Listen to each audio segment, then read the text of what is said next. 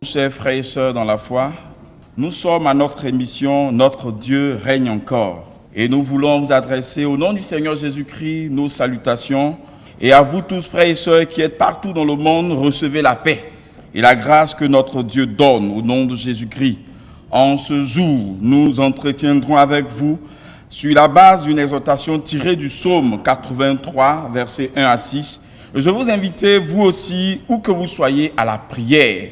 Nous prions le Seigneur. Éternel Dieu des armées, tu veux que par ta puissance et par ta parole, le monde soit édifié et que nous recevions de toi, ô Éternel, la force qui vient de ton cœur.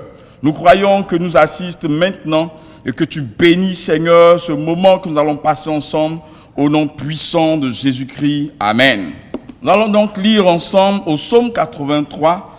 Nous allons lire des vers 1 au vers 6. Ô Dieu, ne reste pas dans le silence. Ne te tais pas et ne te repose pas, ô Dieu. Car voici les ennemis s'agitent. Ceux qui te haïssent lèvent la tête. Ils forment contre ton peuple des projets pleins de ruses. Et ils délibèrent contre ceux que tu protèges. Venez, disent-ils, exterminons-les du milieu des nations. Et qu'on ne se souvienne plus du nom d'Israël. Ils se concèrent tous d'un même cœur. Ils font une alliance contre lui. Parole du Seigneur. Amen. Le thème de notre exhortation de ce jour est intitulé « La menace des nations et la réaction divine ».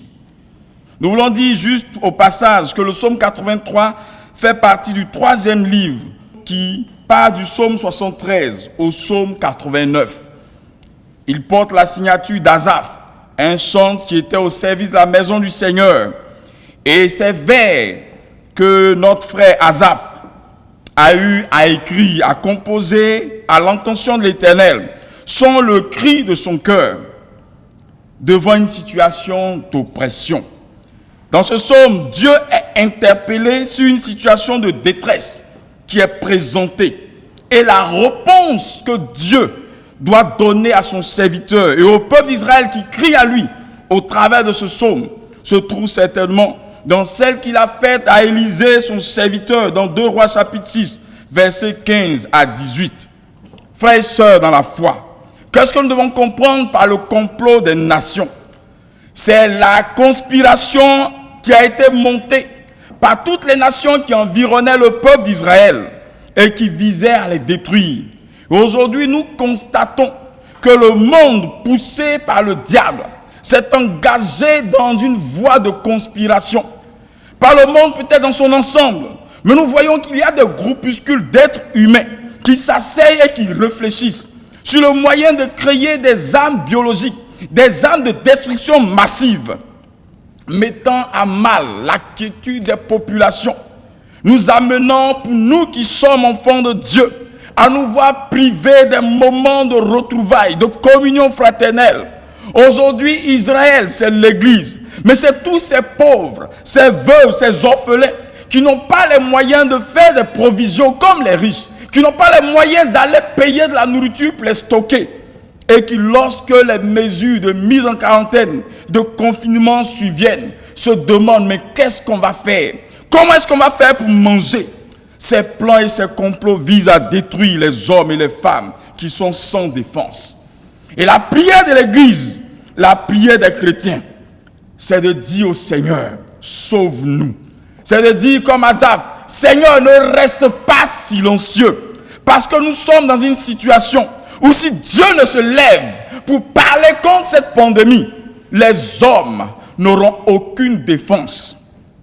Nous avons constaté ensemble, frères et sœurs, toi qui es quelque part en France, en Italie, en Israël, quelque part aux États-Unis, en combien de temps cette pandémie est capable de mettre à genoux le tissu économique, le tissu social, la cohésion sociale. Les hommes ne se parlent plus, les hommes ne se regardent plus, les hommes ne se rassemblent plus. Pourquoi?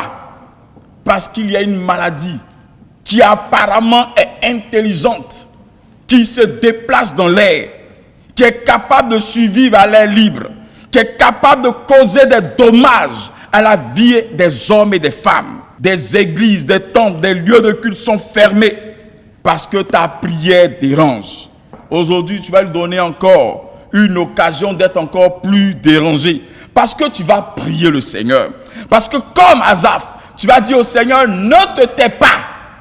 Lorsque Dieu va décider de ne pas se taire sur ta nation, dans ton quartier, dans ta commune, dans ton pays, il arrivera ce qui est arrivé au temps d'Élisée. La Bible déclare dans 2 Rois chapitre 6 que le roi des Syriens va envoyer une armée pour saisir Élisée. Lorsque cette armée s'est présentée, le serviteur du prophète a dit, nous sommes foutus, on est morts, nous sommes environnés d'armées, de Covid-19, de coronavirus, nous sommes environnés de toutes sortes de maladies. Élisée, qu'est-ce qu'on fait? Il a dit, calme-toi.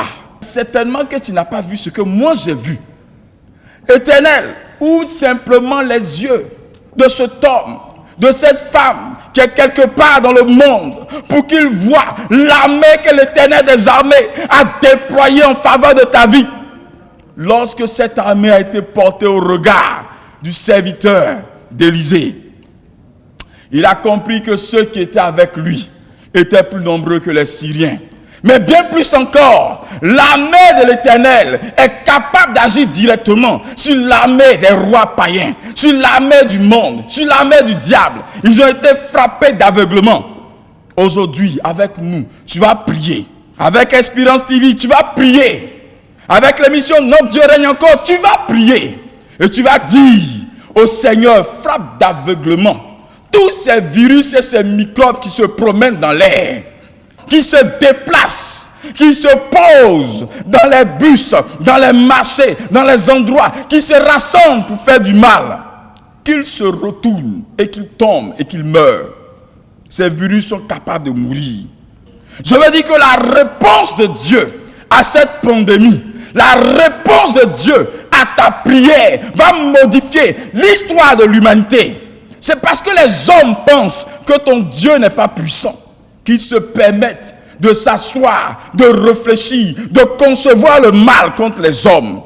Mais lorsque les hommes se rendront compte que notre Dieu règne encore, lorsque les hommes se rendront compte que l'Éternel est encore sur son trône, leur langage, leur discours, leur projet changera.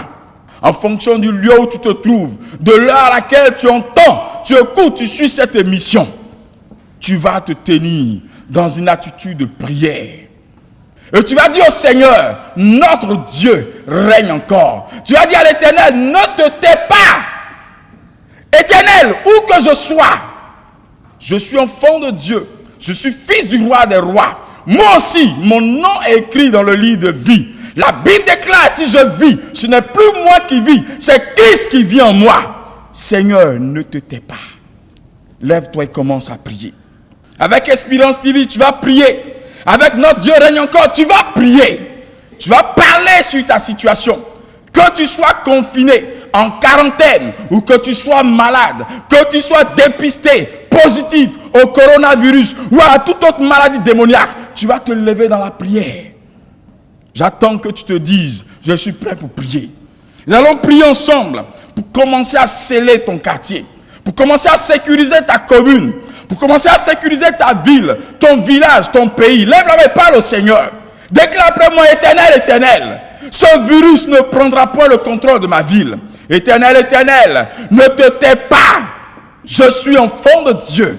Et je parle au nom de l'Éternel. Je maudis la maladie. Je refuse que la maladie paralyse mes activités économiques. Je refuse que la maladie atteigne ma famille. Je refuse que la maladie prenne le contrôle de mon pays.